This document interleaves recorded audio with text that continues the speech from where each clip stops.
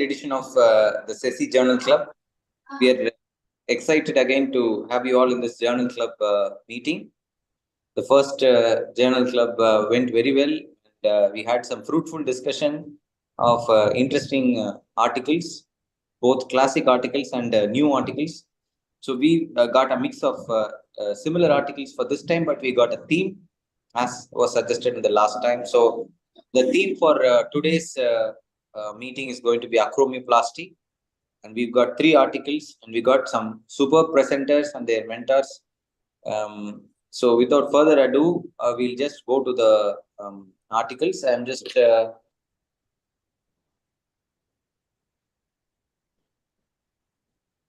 okay. Our president is yet to join. Once he joins, we'll have his comments as well.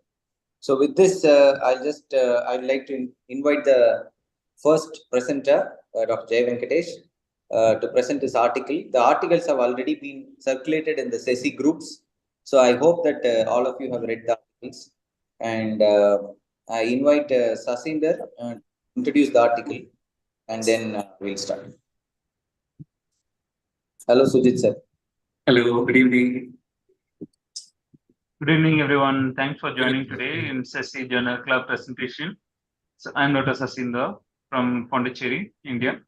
So the first article that we will be discussing about is obviously the theme is acromioplasty. There is a lot of controversy on acromioplasty, whether it is really required or not required.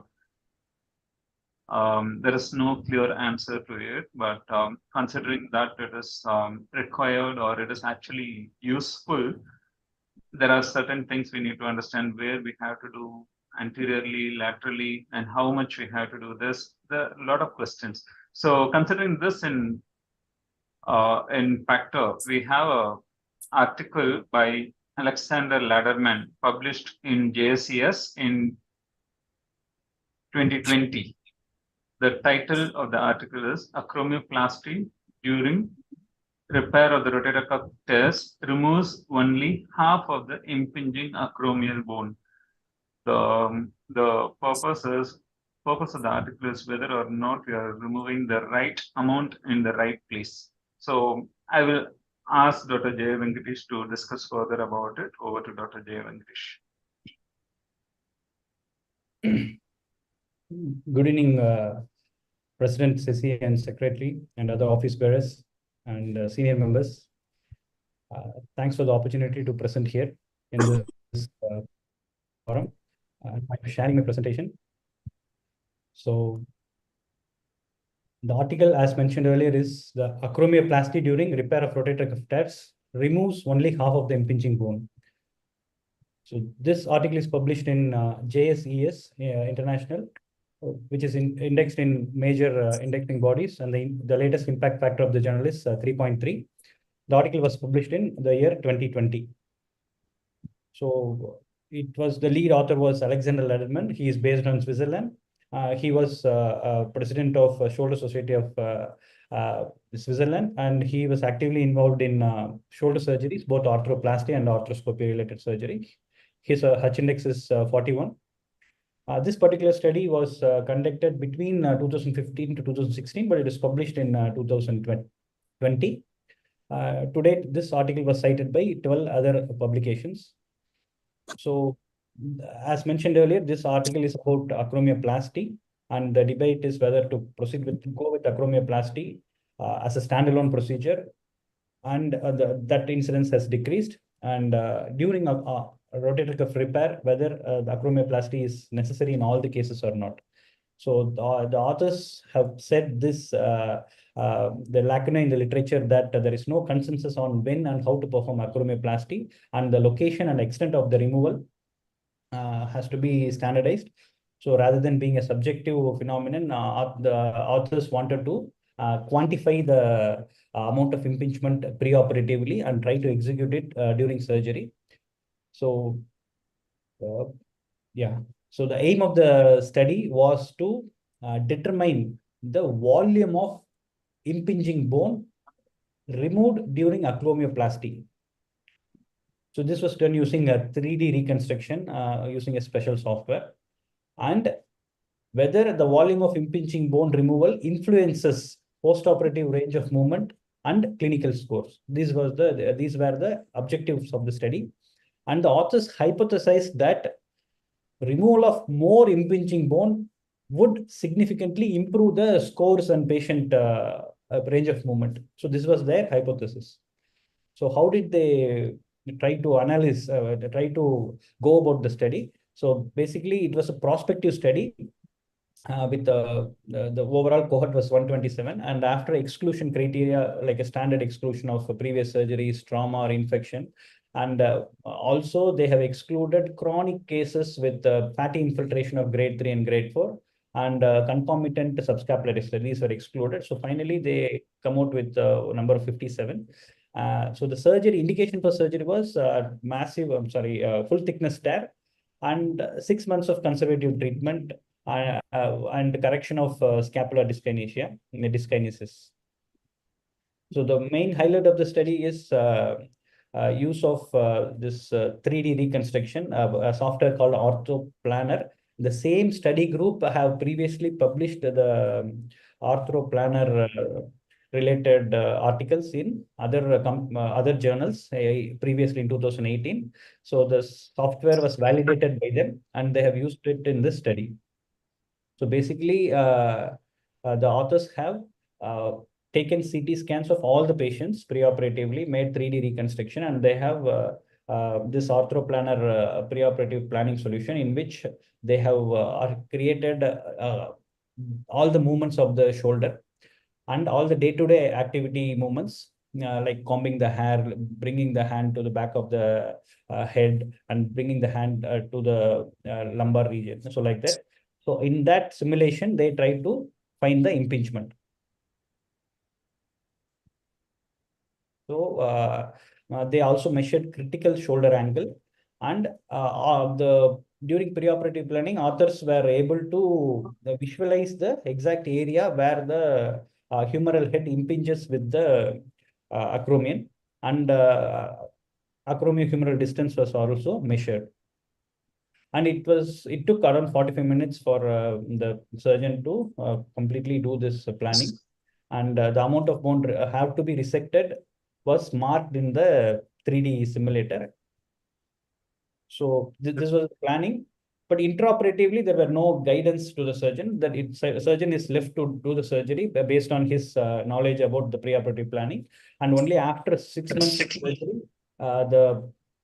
another CT was taken, and the results were compared with preoperatively.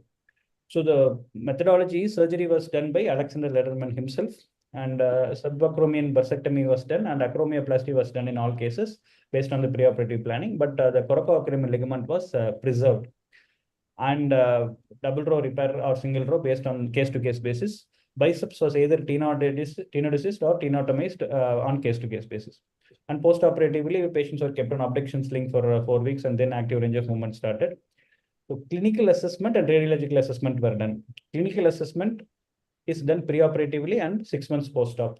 So how it was done? Based on the movements were measured based on a video recorded software, video recorded physical examination. There is a software, DARTFIS, movement analysis software, so that accurately analyzed the movements.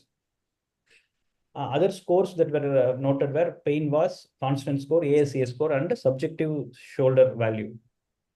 So this was radiological assessment done post-operatively, where the preoperative and post-operative value, the CT scans were superimposed so as to check whether the surgeon was able to resect the expected areas of acromion. So here in this picture, the blue color denotes the area of maximum bone removal, and the green color denotes the areas where were removed, but some areas were excessively removed that were not intended to be removed as per the preoperative planning. Also, there was an ultrasound evaluation at 6 months to ascertain the cuffs were healed completely. So they have conducted, they have used R software for statistical analysis. The authors have done as a part of their aim, other than calculating the impinging bone, they also had attempted to correlate the amount of bone removed with the range of movement and clinical scores. So they, in addition to amount of bone removed, they had other parameters such as critical shoulder angle, glenoid inclination, clavicle resection, biceps procedure. Also, so these 8 independent variables were compared. Kind of associations of these 8 independence variable were checked with the range of movement and clinical scores. We will see that in the results. So these are preoperative demographic data. The average age of the patients were about 57. The critical shoulder angle was around, it is supposed to be 35 normal. All the patient, the mean was 40. So similarly, other values were noted. Notably, the CA coracoacromial ligament was not resected in any of these patients. So this table shows the variation between preoperative and postoperative movements. Not only movements, also the pain score and WAS score. As expected, after surgery, all these parameters were improved postoperatively with a significance, statistically significant improvement in all the scores and the movements. So here comes the main part of the study, the volume of the acromial bone identified and removed. So this amount, 3.5 centimeter cube of bone was found preoperatively to be impinging with the humeral head. So, of which the surgeon is supposed to remove entire 3.5, that impinging area. So if you see the third column, the total bone removed is 3.68. It seems as though author has removed all the required areas, but only 50% of the impinging part was removed by the surgeon, and remaining 53 part removed was an unnecessary resection which was not impinging during preoperative planning. So here comes the result of the study. So the authors have given the title as only 50% of impinging bone was removed during acromioplasty. So this was one of the main findings of this study. So these two tables, table 5 and table 4 and 5. So here authors have done a regression analysis comparing the clinical scores improvement and range of movement improvement with 8 variables. So out of which there was no change in the clinical score. When the association was, they were analyzing between the critical shoulder angle or glenoid inclination or biceps procedure, or even with the amount of bone removed and excess unnecessary bone removed. So it means that in spite of the fact that the surgeon have not removed completely the required amount of bone, and he has removed excess bone other than the preoperative planning, there were no changes in the clinical scores. And this is another regression analysis where the range of movement improvement was checked with these 8 independent variables, out of which the only internal rotation. So here are the forward flexion, external rotation, and internal rotation. So the amount of impinging bone removed was correlated with the internal rotation of the arm. It means that if the surgeon has resected more bone than that 50%, then this internal rotation would have been more. So this was one observation from this study. So the hypothesis was that excess removal of bone gives more range of movement, better range of movement and clinical score. That cannot be completely proved, because only internal rotation was about to increase if they have done a proper resection based on preoperative planning.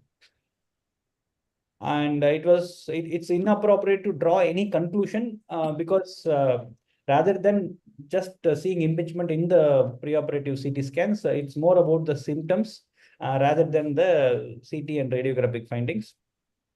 So these results suggest that complete removal of the impinging bone could improve internal rotation by about 17 degrees. So 27 degrees. So in discussion part, we can say that there are multiple factors that influence postoperative range of movement. That internal rotation could have been better due to multiple other factors other than just removal of the part of the impinging bone.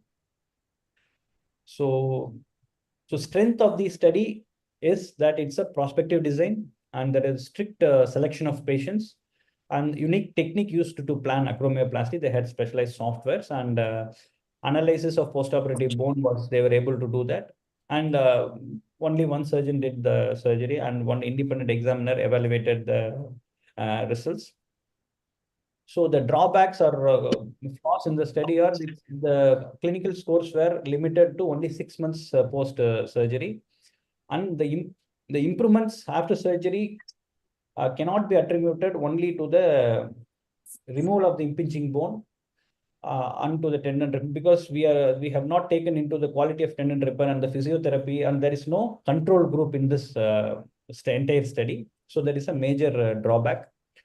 And also this simulation has taken into consideration only the glenohumeral movement, and scapulothoracic movement was not taken into consideration. Also, they have had this standard range of movement of shoulder based on this International Biomechanical Society recommendations. They have not taken into patient-specific range of movement. And these massive cuff tears and subscapularis tears were excluded. So the conclusion of the paper is the acromioplasty removed only 50% of the impinging bone, and identified on the preoperative CT reconstruction. They propose that greater removal of impinging bone could improve internal rotation at arm in a 90-degree abduction, but not the other movements and not the clinical scores. So based on this, there are a few points that I would like to share with the panelists and moderators so that the discussion can be taken further. So the main strength of the study, rather the important part that this study stands out is the 3D simulation based on CT reconstruction. So this incorporation of biomechanical component and the video analysis of movements claims accuracy of the numbers. So this is a novel way they have done. And the drawbacks, as we have discussed earlier, there are many shortcomings in this study. And the study draws no consensus about acromioplasty, when it should be done and when it is indicated. But the problem statement quoted by the authors was the same. And there were no mention about outliers in the statistics, but the numbers are less. It was adequately powered. Only 16 was required for this study to give statistically significant thing. They had 57 numbers. So the results cannot be applied to other ethnic groups. And here the authors have not mentioned about intraoperative, postoperative related complications. They haven't mentioned about any of these complications in the study group. And there was no mention about the age-old hooked type 1, type 2, type 3 acromion in this entire text.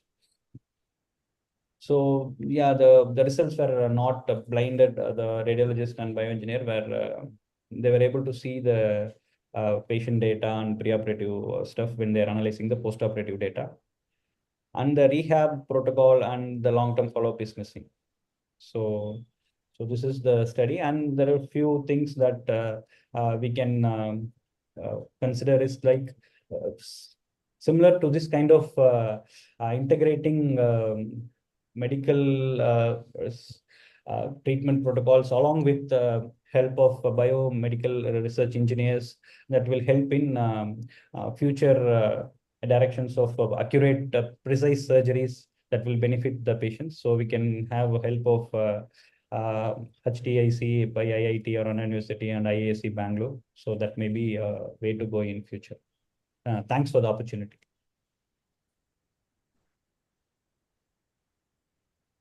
Thank you, Dr. Jeyavenkatesh. That was a wonderful presentation. Can you please stop your screen share? Yeah, perfect. Thank you. So thank you very much. I would like to, as a moderator, I would like to give some feedback very shortly in regards to the presentation, and then more about the paper. So the presentation was wonderful, very nicely prepared. The slides, the color of the slide, all those simple things are also very important to make a mark, and also to make the audience hooked to the presentation. The color of the slides, etc., was very good. The articulation of the presentation was very clear, and the presentation slides were created well. But one point I could say is there were a lot of lines in some of the slides, so maybe the number of lines can be reduced.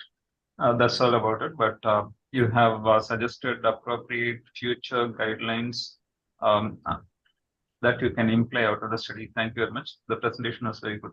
Going on to the paper, I'd like to discuss. There is no right or wrong in medical research. It is more about what could have been done, what could be done better when we are doing our own research. So the discussion is more about um, our learning process rather than trying to point out this is wrong or this is right. Okay, as far as the paper is concerned, it is done by a leading surgeon, a pioneer from Switzerland, Dr. Alexander Lederman. That doesn't mean that there cannot be any errors in the study. There can be a lot of things that we can learn. But if you see the study, it's a very well planned. The study is basically very simple, but it goes deep. It's a simple problem of the shoulder. Only extra thing that they have is the three-dimensional assessment of impingement.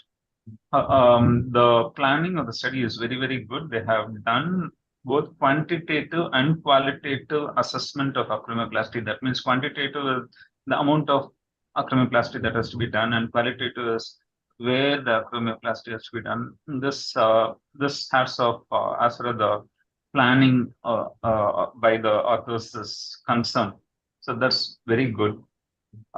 They have used the validated software. So again, there is no specific bias that can result from the software involvement. They have compared with a commonly used parameter that is critical shoulder angle. So all these are very good factors or points regarding the study. And there's one more thing. It's not only a software-based study. They have correlated with clinical outcomes also. So that also makes the weightage of the study very, very good. So these are all very good points about the study. There are some not so good points or negative points that I would like to point out regarding the study. That is, for example, Dr. Jeyavenkatesh said that the assessee or the person who is assessing the parameters is blinded. He did not know about the assessment prior to the surgery. That means it is kind of a blinded study. So that has to be mentioned in the title of the study in order to make the title better or make the understanding better.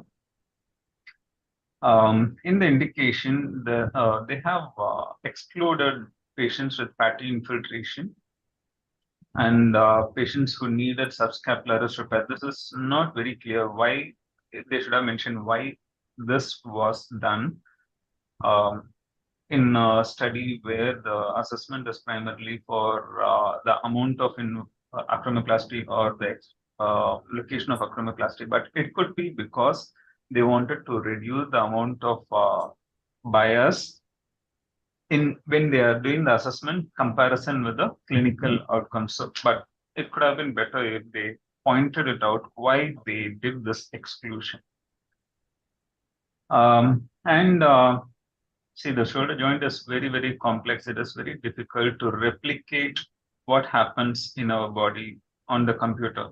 So scapular rotation has not been factored in the software when there is abnormal scapular rotation. But the good thing they have done is they have worked on the scapular kinematics even before the surgery, so that we can take for partially we can take for granted that the scapular kinematics have been improved even prior to the surgery, but that does not negate the possibility of an abnormal scapular rotation, which can cause a functional impingement, and that can cause poor functional outcomes or over-exaggerated assessment in the software. So that is not replicatable. So that's something we have to think about. That doesn't mean that we should not do the study. We understand better and we keep improving better.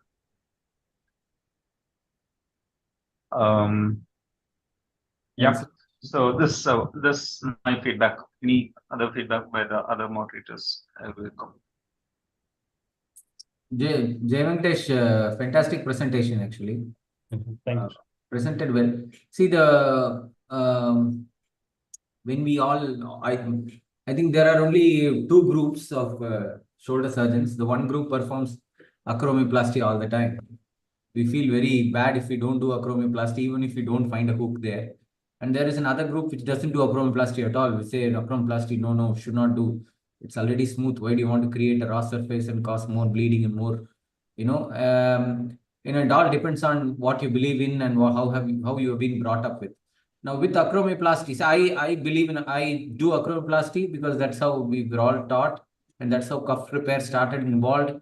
In fact, as we all know, the treatment for cuff tear was acromioplasty, as proposed by Nayar, and it was done in an open means, and that itself actually solved the problem for a lot of patients. And then only we started doing cuff repairs. And if I had to quote Professor Gerber, even after 20 years, we haven't actually solved the problem of re-tear with rotator cuff repairs. So if something is saving your shoulder from pain, probably it's your acromioplasty. I mean, that's the sort of belief some people have. So when you in this paper, when Alex says that they remove unnecessary bone, what part of that acromion do they remove? Have they mentioned it? Like, is it the posterior aspect or is it the medial aspect? Because we are always taught that the anterior and the lateral aspect of the acromion has to be removed. We used to remove only the anterior aspect. Now we are removing the lateral acromion as well. But now when you put your burr, you always have to take, when you start, you might take a little bit more medial or a little bit more posterior. But when we look closely, we can observe that even that posterior part of the acromion is sometimes hitting the shoulder. So we tend to remove a little posteriorly. Has there been a mention in that paper about that?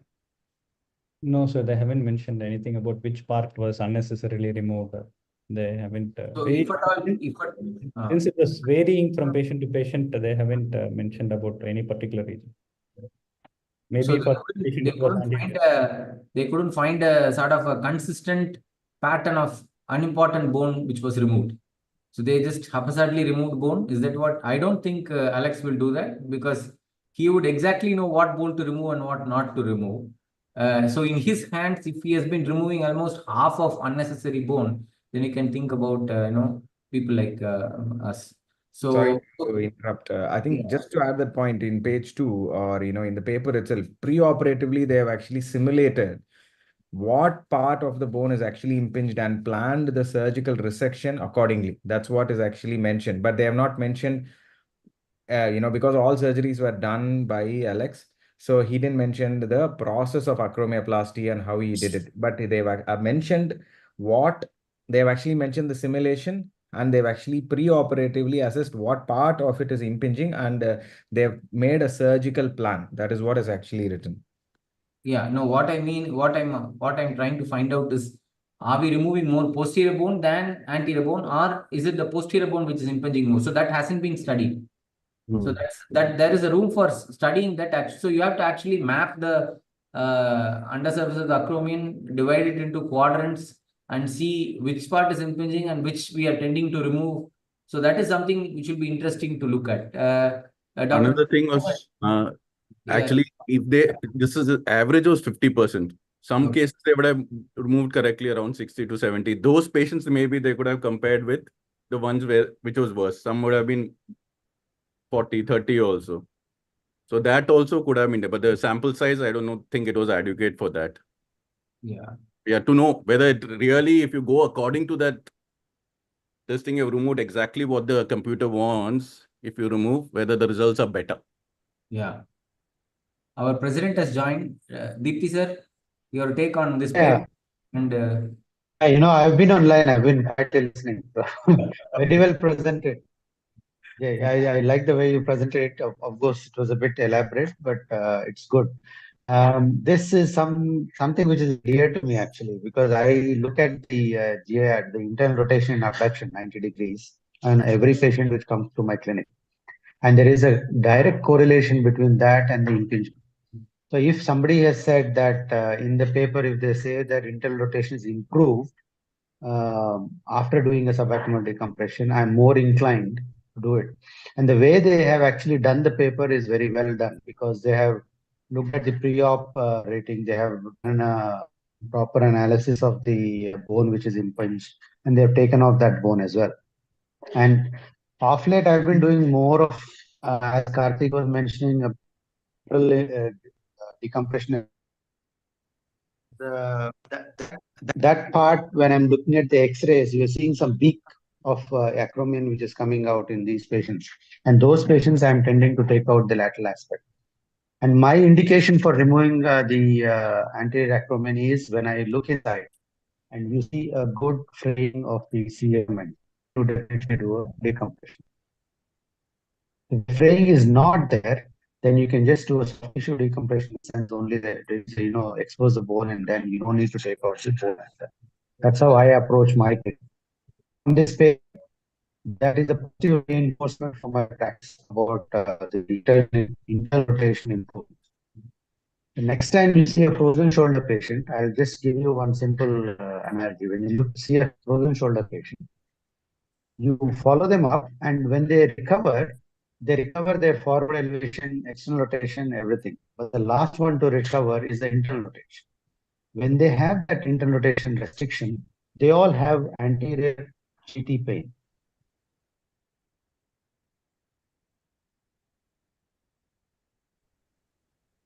Hello. Hello, sir. Hello. Yeah, I think we lost him for a moment. Sujit, sir. Yeah, I want to put in a point here. Actually, we are not looking at the Latterman didn't try to remove the anterior inferior or anterior hook of the acromion. He was actually trying to correct the critical shoulder angle here. He has measured the 35-degree angle and he was trying to bring that acromion back in the lateral aspect of the acromion. He was doing the resection. He did the assessment. He tried to remove by himself. Preoperatively, he knew how much to remove. Still, he could remove only 50% of the bone. That is what the paper means, isn't it? He attempted to remove it. That's what even Yeah. I think, sir. So he So is I think- preoperatively planned how much ever he wanted to, and he's attempted to remove the maximum of it, but he was able to remove only 50%. That's Yeah, what that is to get the critical shoulder back to 35%. Is that actually really required? Is what we should look at to dissecting this paper, isn't it? He had good results even with removal of 50% of the bone that he aimed for. But I don't think there was an obvious attempt to correct the critical angle at all. So they just went by the software and tried to take out how much ever was denoting. Mm-hmm. So he was trying to use the Aim was software. still CSA. And one other point I noticed was they were trying to remove 3.5 centimeter cube plus minus 2.5 centimeter cube. That is almost 5 centimeter cube of bone. That is a huge volume of bone that they were attempting to. I think the assessment of the software itself was probably a little too liberal. So their 5 centimeter cube is a huge volume of bone. I think it is out of 3.5. They were able to remove 2.5, 2.1 or something. Right? No. They assessed in the assessment. It's written the aim was to remove 3.5 plus or minus 2.3 centimeter cube. If you see the abstract in the results, impinging bone was identified as 3.5 plus minus 2.3 centimeter cube. It's a huge volume of bone, isn't it? I feel it's just a pilot study which throws light into the concept of a critical shoulder angle, which we probably should take into consideration when we do a rotating of repair. I think that is one thing, and the other thing is, personally myself, I found that I sometimes preoperatively I see the X-ray, I see that the acromion is downsloping that, and intraoperatively I sort of do and remove and burr and all that, and I think that I've removed a lot. And then I tell my assistant, you think like we have removed a lot of bone. You look at the post-op X-ray, it will be the same, and it will show very little difference. So I think that's what Alex is again trying to prove, that the amount of burring of bone we actually try to overestimate intraoperatively, but he has removed more bone from the non-impinging part. That's what he has mentioned. So. In spite of all the planning, we can go wrong, but maybe as Jeyavenkatesh suggested, robotics is the way to go. So everyone is suggesting. So we will have a robo very soon to do acromioplasty, sir. President, sir. He'll take out the deltoid also. So we'll go to the next paper.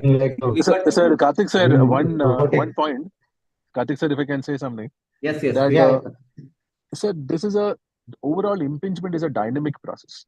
It is not at all on the static CT where the patient is actually possibly lying down, where some amount of scapular correction is already happening. So I think the way it is, I don't think they have included that at all. That is the most important thing. Then one thing was, what is the explanation of the abduction 90 degrees and internal rotation? So why is that increased? So any particular reason? Because why is why is only that correlating with the amount of resection? Any explanation of like, why only in abduction 90 and internal? Because other movements are not increasing with the amount of volume of resection. So why? So we don't know. Yeah.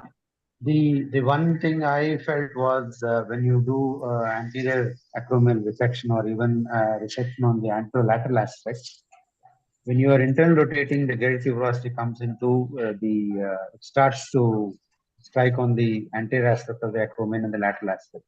When you take off more bone from there, the chance of it coming and hitting the acromion is lesser. Maybe that's what it is. Okay. So Maybe so. I think they're kind of trying to replicate the Hawkins-Kennedy test. So, But the true. point has to be taken that impingement is a very dynamic process. It may be impinging in a different position for different people, depending on their occupation and their functional demands per day. So both the quantity as such may be over exaggerated, and the quality, as in where it has to be done, may also be predicted a lot by the software, which may not be completely reflective of what the patient is experiencing. But I think this is a definite study that we can take a lot to learn from to go forward.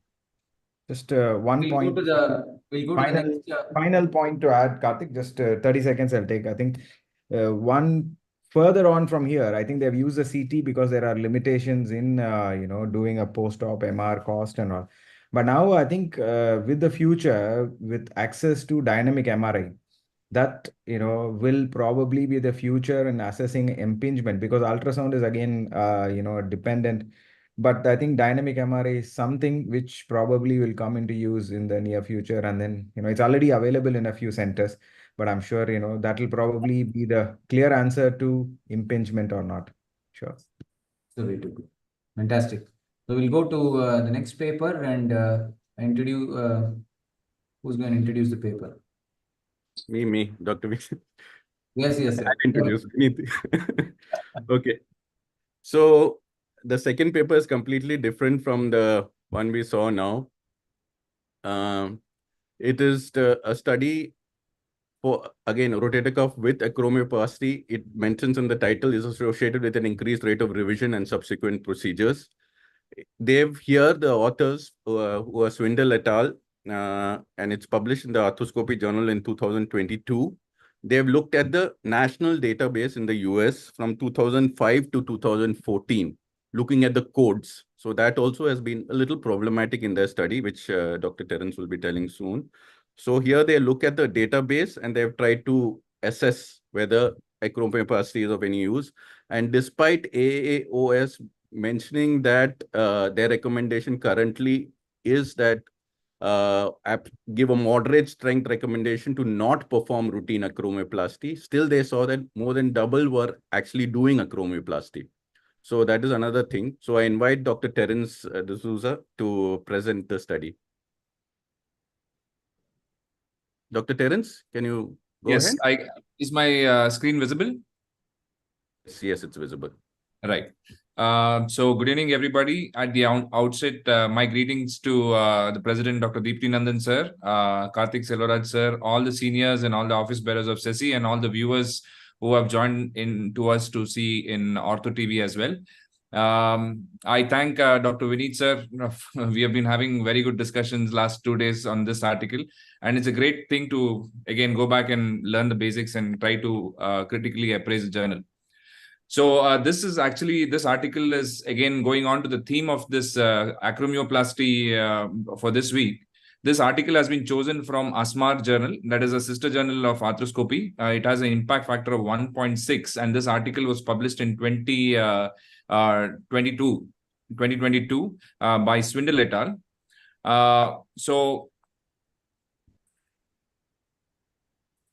Just going to the background, so the previous article was more experimental in design. This is more of a retrospective observational study. So the background in which it was done, as we were all discussing, is that the acromioplasty with cuff repairs, the short-term outcomes, there have been a lot of studies, high-quality RCTs published in JSCS, Arthroscopy, systematic reviews and meta-analysis as well, which have shown that there's no much difference in doing acromioplasty with cuff repairs, and the functional outcomes and patient-reported outcomes are similar whether you do an acromioplasty or no. However, on the long term, there are only two studies which have been highlighted. One by McDonald et al., which up to almost 3 to 4 years follow-up. They have said that if you don't do a acromioplasty, the chances of re-tear and re-operation rates are higher, and have suggested, strongly recommended acromioplasty. Another study by Shin et al. Have shown that there's no difference in failure. So there is on the long-term basis, there is conflicting evidence on the issue. So as we all discussed just now, there are two competing theories. People who like to do arthroplasty, who have been trained to do arthroplasty in their fellowship days, always tell that doing a acromioplasty is good because there is better visualization, cuff is better seen, pattern is better seen, and there's definitely more creating raw surface there, and that helps in better healing. Whereas people who are against acromioplasty say that maybe it causes more, there's a risk of deltoid fiber detachment. And also there is, if you remove the CA ligament, there is more of anterosuperior instability, which can again lead to cuff tears and glenohumeral arthritis. So the purpose of the study was simple. They wanted to evaluate the midterm rate of revision arthroscopic cuff repairs, as well as ipsilateral shoulder reoperations after index rotator cuff repairs performed with or without acromioplasty in the United States. Their hypothesis was doing an acromioplasty would have no effect on cuff tear revision rates or also ipsilateral shoulder reoperations at midterm follow-up. The methodology was, it was a retrospective analysis, which included patients operated between 2005 to 2015.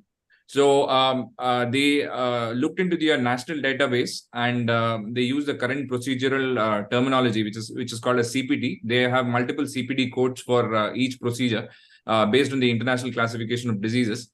So the first CPT code they used for harvesting all the patient data for who have undergone arthroscopic cuff repair, and followed that they did a stratification of patients if they have done an arthroscopic, they have done an acromioplasty or no. Whether they have done an acromioplasty with another CPT code, and then they matched these two groups. And this matching was done based on age, gender, the index of the year of the index procedure, and comorbidity index, which is the Illich-Hauser comorbidity index at a 2:1 ratio. Now, the details of the Illich-Hauser comorbidity index was not given. When we looked online, we came to know that it's a little bit complex comorbidity index, which basically has on the simple concept based on whether there is any in-hospital morbidity or mortality and how much of the hospital resource is used, but the details of which was not mentioned in the article. Patients without a minimum follow-up of 2 years and without any mention of laterality in the index surgery were excluded. And the primary endpoint was for both the groups was when any subsequent ipsilateral shoulder procedures related to the rotator cuff was performed. That was the primary endpoint of the study. So coming to the selection, this was one of the biggest highlights of the study, a well-maintained database having a initial, before stratification, 77,335 patients. And after matching, they got 54,209 patients, which were divided into two groups, that is acromioplasty having 51,000 patients and a non-acromioplasty group having 26,448 patients. So there was a significantly more amount of patients included in the acromioplasty group. Coming to the demographics of the included patients, comparing to two groups, when they did a statistical analysis, they found that the p-value was pretty much similar in both the groups for age, gender, and the comorbidity index, and they hence concluded that both the groups were comparable. This was they have mainly studied two parameters. One is the prevalence of the revision procedures in either groups, and also the survival rates of each procedure. These are the two main simple analysis they have done. So coming to the prevalence of the revision procedures. Now here what makes this article a little bit confusing, because the parameters discussed in the results are a little bit different as it comes to prevalence and also the survival rates. The prevalence, interestingly, the prevalence of subacromial decompression and acromioplasty as a revision procedure with or without CA release was more in the acromioplasty group. Prevalence of revision cuff and conversion to glenohumeral replacement was more in the non-arthroplasty group. These were the results that they were highlighted. Coming to the survival analysis, this is the classic Kaplan-Meier plot. So you can see that on the y-axis, we have the cumulative survival, and on the x-axis, we have the time duration. So at 6 months, the orange line corresponds to patients without acromioplasty, and the blue line would correspond to patients with acromioplasty with the index cuff repair. So you can see that survival of this index procedure is much higher in patients who have not gone on acromioplasty, and the survival rate is much lesser of the index procedure with patients who have undergone acromioplasty. So on the other words, when you're talking about survival, now we are talking about chances of revision surgery. So chances of revision surgery is much higher in patients with much higher in patients with acromioplasty, and lesser in patients compared who underwent the index rotator cuff repair without acromioplasty. Again, coming to patients undergoing revision cuff repair, the similar results here. Patients who had undergone acromioplasty had a higher revision cuff repair compared to patients who had undergone the index cuff repair without any acromioplasty. So this was very much clear, and this was the highlight of their results.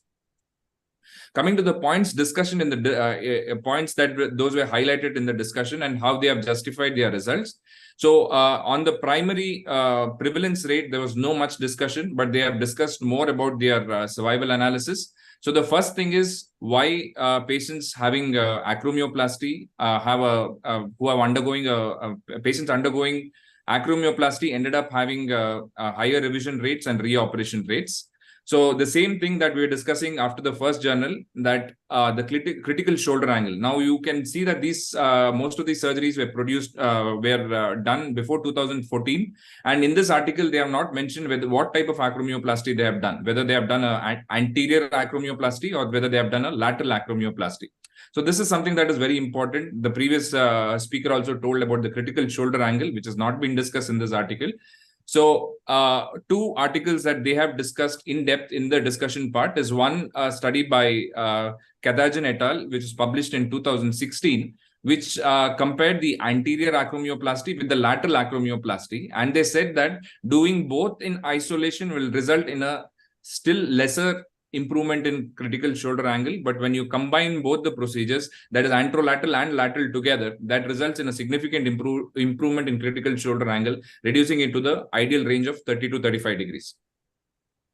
So this also, they have also highlighted the study by Gerber et al., which again, I think Karthik sir was talking previously. They have done a retrospective review of 49 patients where they have done a lateral acromioplasty, and their mean critical shoulder angle reduced from 37 to 33 degrees. There were no cases of deltoid dehiscence. There was no increased fatty infiltration or atrophy of the deltoid. And he suggested that doing acromioplasty lateral acromioplasty significantly reduces CSA. And also, it does not compromise deltoid origin, deltoid muscle function, or the structure of the deltoid. So, and no additional complications are noted. So, why these two articles were quoted in prominence during the discussion, and they have discussed it in the manner that in this particular study, it is not very clear whether they have done an acromioplasty which is lateral or anterior. So, probably. Since it was an older study, probably the more of anterior resection was done, leaving the lateral behind. Probably probably the sufficient amount of acromion being not resected would have resulted in an increased amount of resurgeries and revision cuff repairs. These two were the important results, and this is the entire discussion that has gone into. we found a lot of limitations in the study.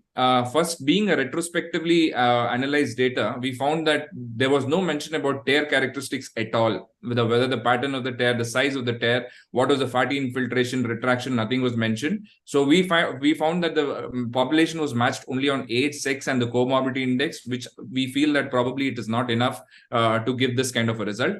Operative indications and also post-operative rehab also could have been were not standardized in all the patients. Sample size was significantly more in the acromioplasty group. The other characteristics such as smoking, diabetic status, osteoporosis, and other comorbid factors which could have influenced the results were not taken into account. The morphology of the acromion also preoperatively was not available.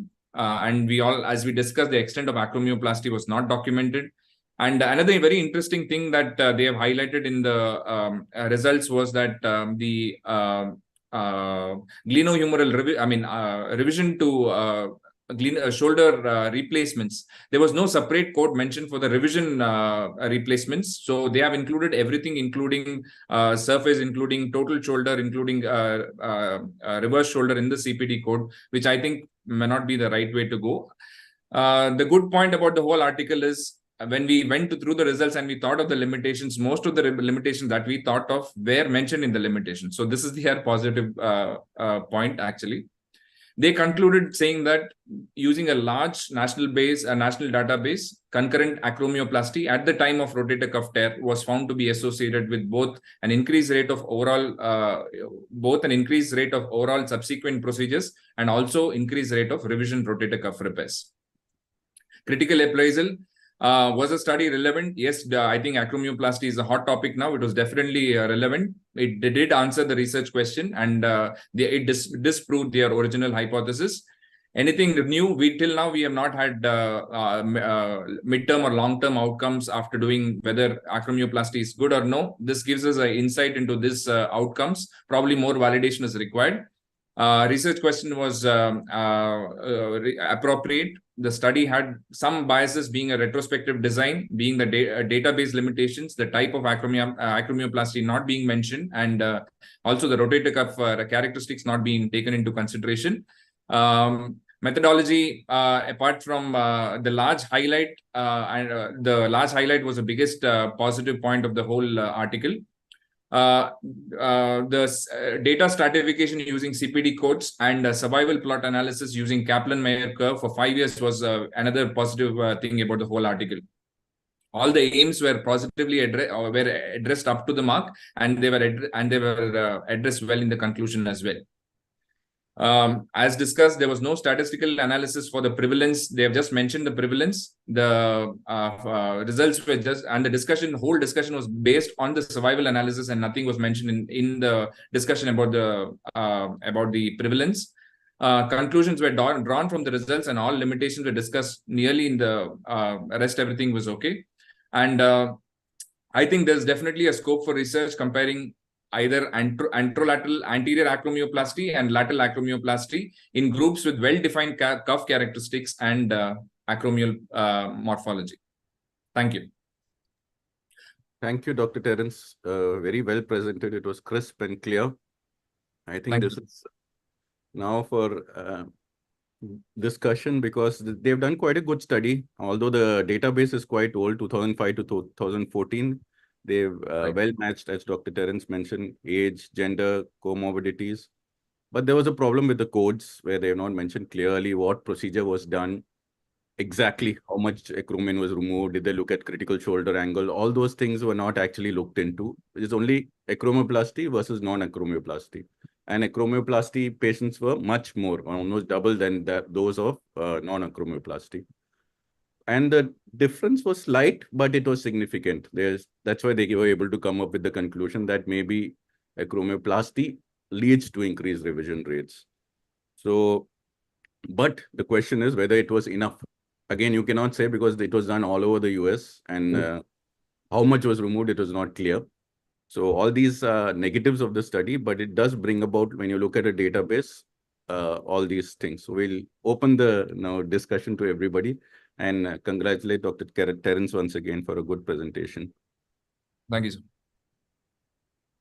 Terrence, good work. I think this paper, to me personally, this is a paper where we can say a statistically significant result might not be clinically relevant.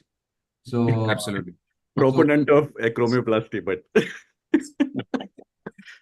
self-declared. Yeah, you already declared it, no? yes. Right. I'm pro acromioplasty, but still, see, there are so many variables which have been ignored, and they've just picked up on one thing, and they've tried to prove statistical significance in revisions and Correct. recalls. They've come to conclude the title is so misleading. It just says that acromioplasty is such a villain procedure. We should not do it.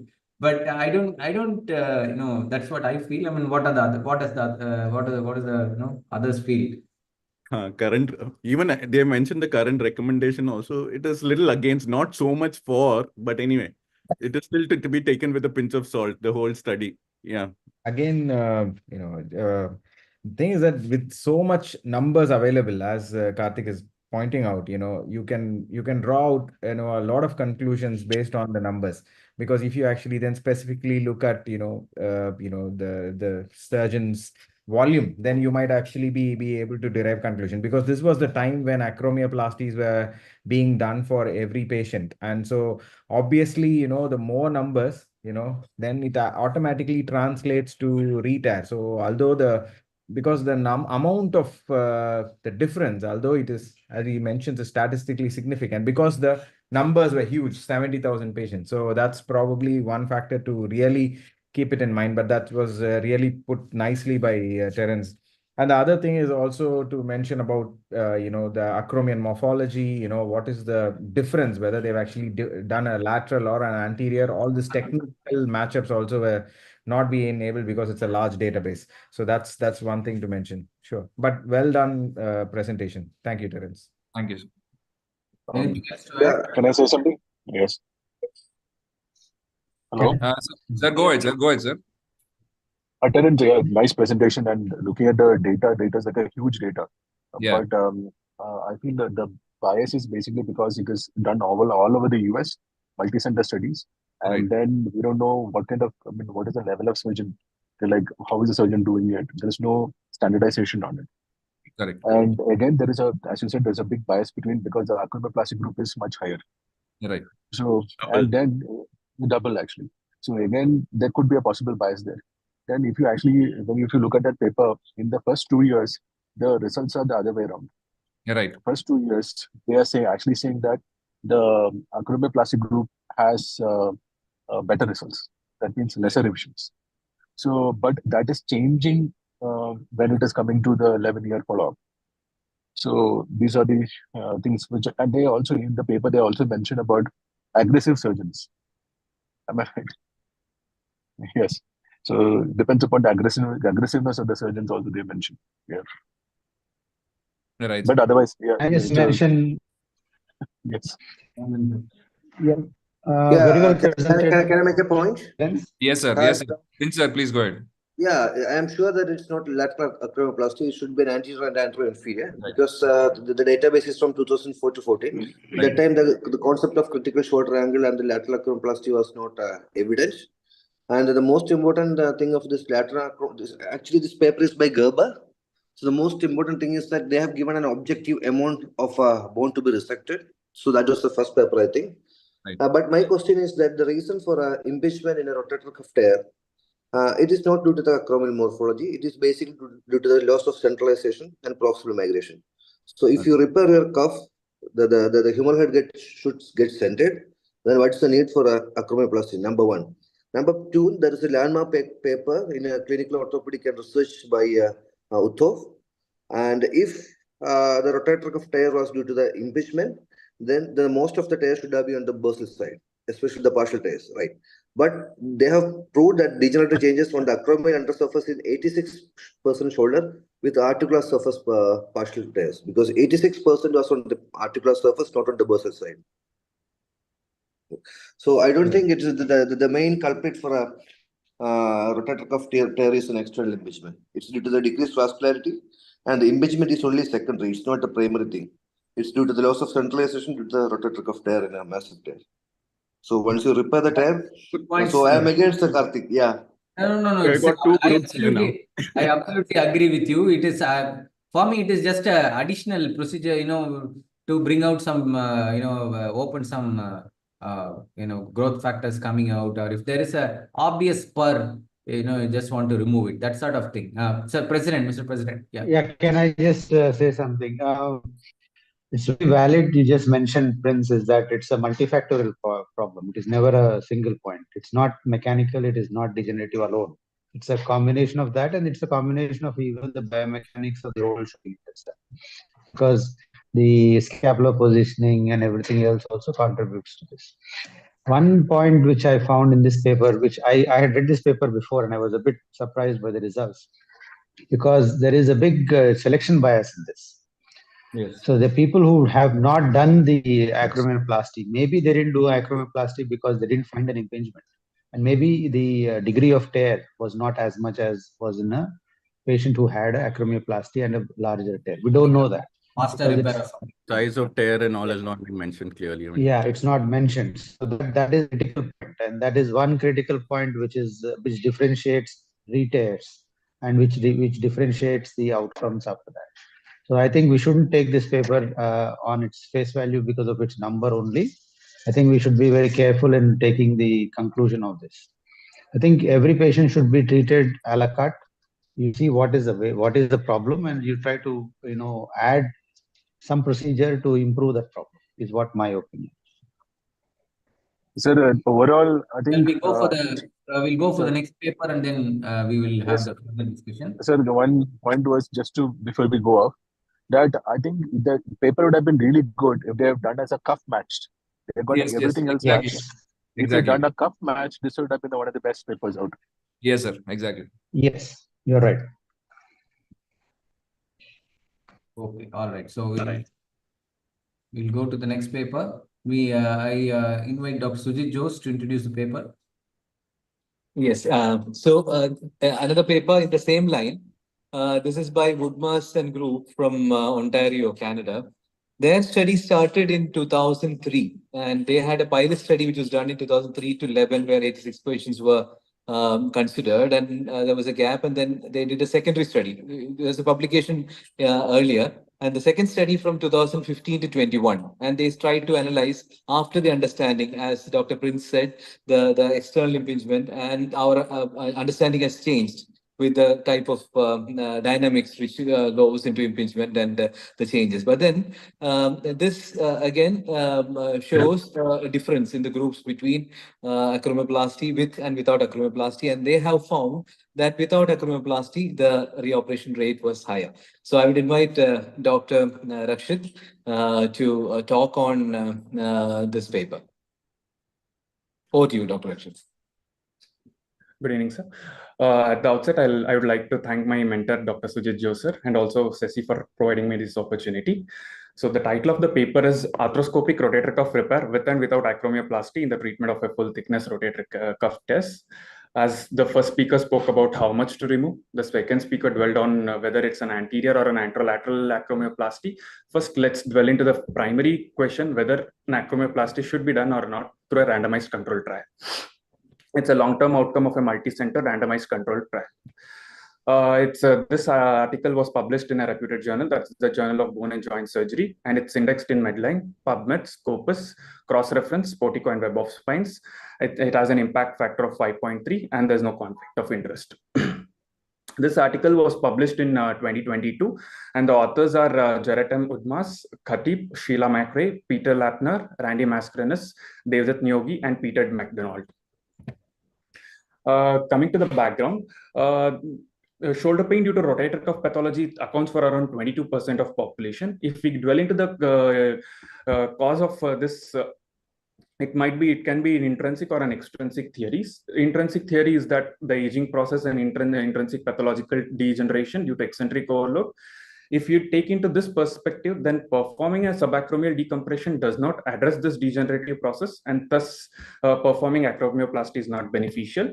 While coming to the extrinsic theory, that is the mechanical compression theory, that is due to a subacromial or an acroclavicular joint spurs and hooked acromion, a thickened coracoclavicular ligament on the bursal side of rotator cuff tendon leads to the dysfunction and eventual tearing.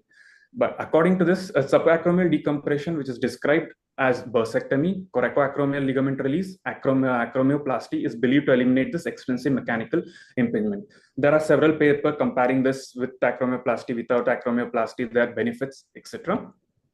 Thus, the role of this acromioplasty in the time of rotator cuff remains controversial. For this, the paper was aim of the study was to reevaluate the same patients to determine the long-term efficacy of acromioplasty in cases of a full thickness rotator cuff tears. This was a secondary study done from a multi-center randomized control theory by Peter McDonald. The hypothesis of the study being, and the null hypothesis, that is the arthroscopic repair of full thickness rotator cuff tear with arthroscopic acromioplasty would result in similar patient reported outcomes compared with arthroscopic rotator cuff repair without acromioplasty at a long-term follow-up. It is one of the long-term follow-up multi-center study, the second being Waterman et al. Study. And the secondary hypothesis being more reoperation in those who did not undergo an acromioplasty at the time of primary rotator cuff repair. Coming to the materials and methodology, this is a secondary study as already mentioned, and the study design, it's a multi-centered, double-blinded, randomized control trial, which was done between April 2015 to March 2021. And the sample size in this present study was 56, and the sample size of the original study was around 86. And the study subjects were from the previous study with patients allocated to arthroscopic rotator cuff repair with or without acromioplasty. The inclusion criteria taken from the original study was that 18 years or of age or older, tears of less than 4 centimeters in size of one or more tendons, patients with persistent pain and functional disability for at least 6 months and had 6 months of conservative treatment without success. Exclusion criteria being substantial osteoarthritis of an articular cartilage pathological condition in the shoulder, evidence of glenohumeral instability, previous surgical procedures on the affected shoulder, evidence of major joint trauma or infection, partial thickness tears, inability to provide informed consent, and patients with workman's compensation claim. So the patients from the original studies were invited by a blinded assessor. He was a physical or an athletic therapist to return for a follow-up visit. History regarding the reoperation or any complications were recorded, and they completed a unique disease-specific index called as the Western Ontario Rotator Cuff Index. Then clinical assessment with range of motion was done, and isometric strength measurement using an handheld dynamometer was done.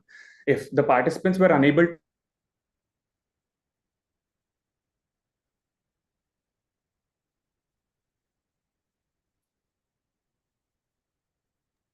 had undergone any reoperation on the involved shoulder at any point since the index surgery. This is the Western Ontario Rotator Cuff Index. It's a disease-specific index which consists of 21 questionnaires, including physical symptoms, sports and recreation, work, lifestyle, and emotions. Coming to the statistical analysis, a comparison of reoperation rate was conducted between the two groups using the Fisher's exact test and an exploratory descriptive comparison of patients who underwent a reoperation and those who did not is provided, including their age, initial tear size, years from the initial surgical procedure to the first reoperation, and mean the Western Ontario rotator cuff scores preoperatively and at the long-term follow-up. Coming to the results, in the initial study,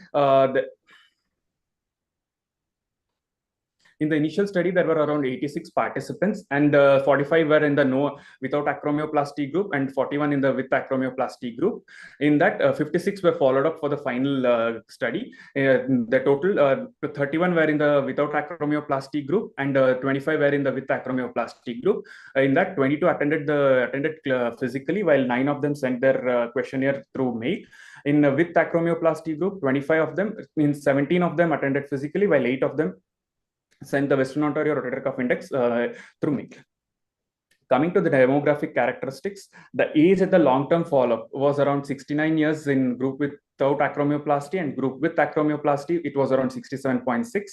The most important is then consideration of the type of the acromion, whether it is type 1, 2, or 3. In group without acromioplasty, 19 had type 2 acromion, 9 had type 3 acromion, while in with acromioplasty group, 16 had type 2 acromion and 4 had type 3 acromion. And there were no significant difference in the demographic characteristics. Coming to the Western Ontario Rotator Cuff Index scores, these scores from the preoperative period to the long-term follow-up increased considerably and there was a tremendous improvement, but there was no significant difference, statistically significant difference in these scores between the two groups, that is with and without acromioplasty at this long-term follow-up.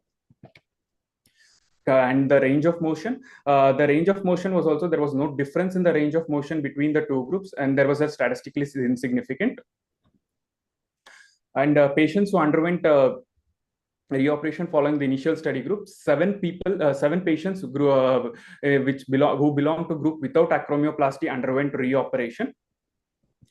In that, there were 4 patients were operated within 2 years of the index surgery, and all 7 patients had either had type 2 or type 3 acromion. That is, 5 had type 3 acromion and 2 had type 2 of acromion. And patients with acromioplasty in the primary surgery, none with the type 3 acromion underwent reoperation, while 1 with the type 2 acromion underwent reoperation. But the difference in reoperation was significant between these 2 groups. Therefore, the key finding in the study is patients who did not undergo acromioplasty had more reoperations than those with acromioplasty, and there was no difference in the patient-reported outcome as measured using a Western Ontario rotator cuff index score between groups, thus supporting the null hypothesis. And these are similar studies. It's a long-term follow-up study. It's a RCT of mean 7.5 years follow-up by Dr. Waterman et al. They found no difference in patient-reported outcomes, retear rate or revision surgery rate between patients undergoing rotator cuff repair with or without acromioplasty. And also in another RCT with a 2-year follow-up, demonstrates no difference in clinical outcomes after rotator cuff repair with or without acromioplasty at 2 years post-operatively. And finally, a meta-analysis also shows that there was no clinically significant difference in post-operative functional scores and pain scores for patients who underwent rotator cuff repairs with and without acromioplasties. There are certain limitations. That is, all the patients who are included in the original studies, that is, they are accounting for around 86 patients, were not followed up. Only 56 patients were followed up, and not all patients underwent post-operative physical examination because some surveys were conducted by mail or telephone due to patient availability. And post-operative evaluation leading to reoperation was not standardized between surgeons, since this was done at the multi-center, that is, 2 shoulder surgeons did this in the original scenario. And post-operative imaging for purposes of this study was not feasible because of cost and patient availability. And in conclusion, patients who underwent rotator cuff repair with or without acromioplasty experienced improved outcomes from their preoperative level at the long-term follow-up, that is around 11 years follow-up. There was no difference in patient-reported outcomes, specifically the Western Ontario rotator cuff index score, which is a disease-specific score, compared to other scores which are either joint-specific or upper limb extremity-specific scores. And a significantly higher reoperation rate was observed in patients who had rotator cuff repair without acromioplasty, and specifically in those with type 2 or type 3 acromion. And these are the consort guidelines checklist, which was ticked in all areas. Thank you. Thank you, Dr. Rakshith. That is an elaborate presentation. We basically have a conclusion that the reoperation was high, especially when acromioplasty was not done and in a type 2 and type 3 acromion. That's what the inference is. It's open for discussion now. Sujit sir, can I ask? Sir, yes, please. Here, the main thing which you see is, okay, we have done the scoring. What score was done at the end of the entire spectrum? But then these patients have already undergone a resurgery, and they're still following up these patients and doing a scoring. So the study itself is biased, isn't it? So the point is that, so some of these patients have undergone resurgery, but the follow-up is at the end of 11 years, isn't it? It is not at the same point. But then it was, I think it was stopped after the resurgery has happened. For them, the endpoint is a surgery, isn't it? Who have undergone a resurgery, they've kept as a resurgery group. It's different, isn't it? After that, there is no point in... have they written that they've followed up and done a scoring later? No, I don't think so. Did you go through the paper?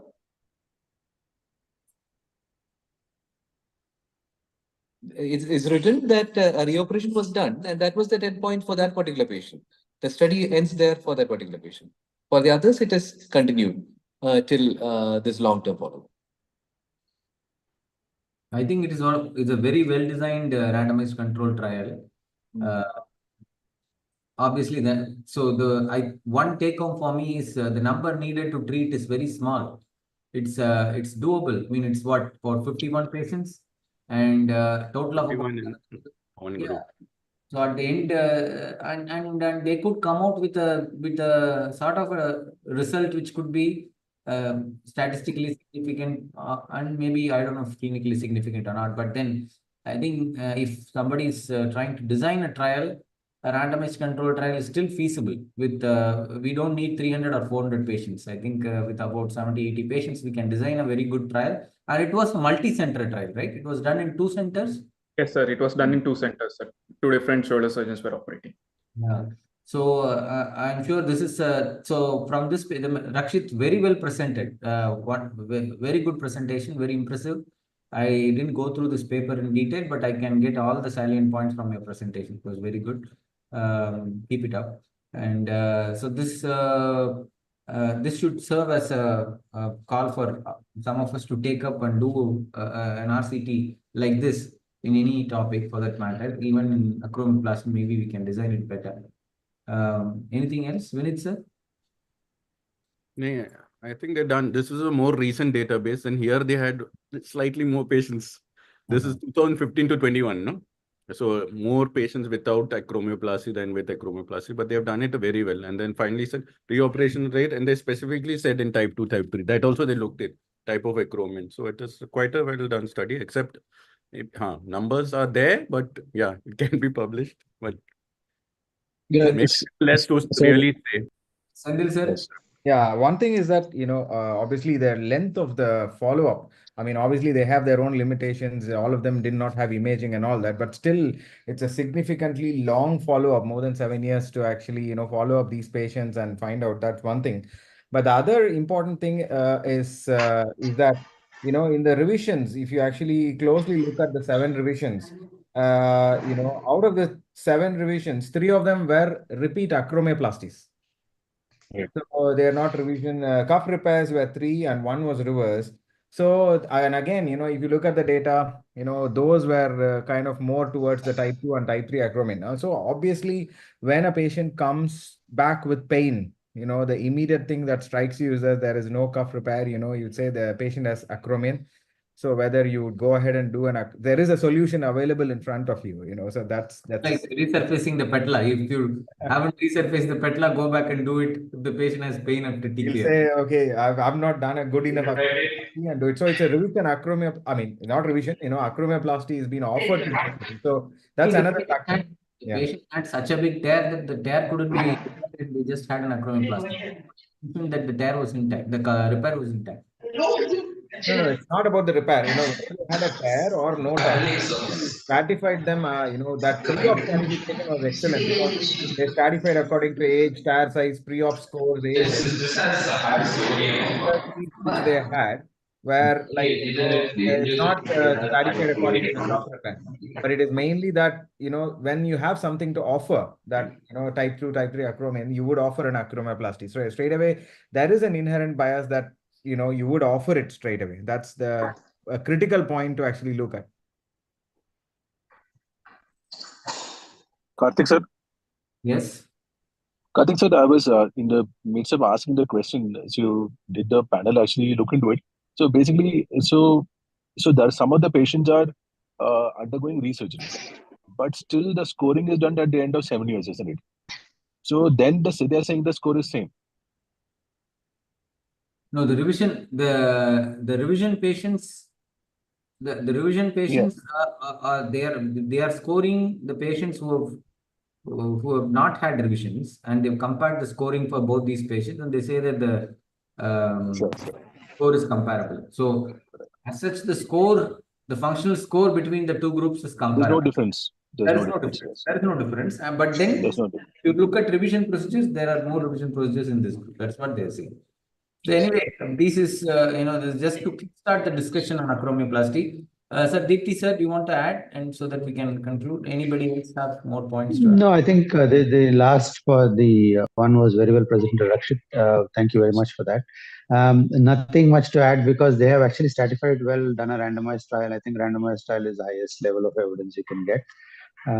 Maybe there are some points we need to pick on, or the the duration of follow-up and whether that was taking into consideration every point at which they have looked at the patient or not, which was not very clear on the paper.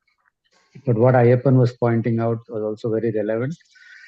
If they have not taken people after reoperation, then it's probably a good study to look at and follow. Excellent. If there are no more points, then I think, again, we had a very good discussion today and 3 well-presented papers.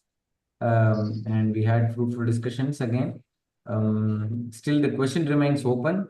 I think the takers, the principals still not do acromioplasty, I think, and others will probably continue to do it. So I think the take home I suggest, I think, is we should think in lines of doing high level studies, which is possible even in shoulder surgery with patients. So the designing is more important, and multi-center is possible with 2 or 3 surgeons collaborating and then making we should think in those lines. And if there is, sir, anything more to add, sir? Deepthi, sir? No, thank you very much. I think thanks a lot, Karthik, for picking this topic. It was a very relevant topic for clinical practice. Thank you very much. Thanks all the presenters and the mentors and the moderators for taking your time out. Wonderful job, and we'll meet again next month. Thank you. Thank you. Thank you very much. Good night. Good night to all. Thank you. Nice. Nice presentations. All the best. Thank you. Wonderful. Good night.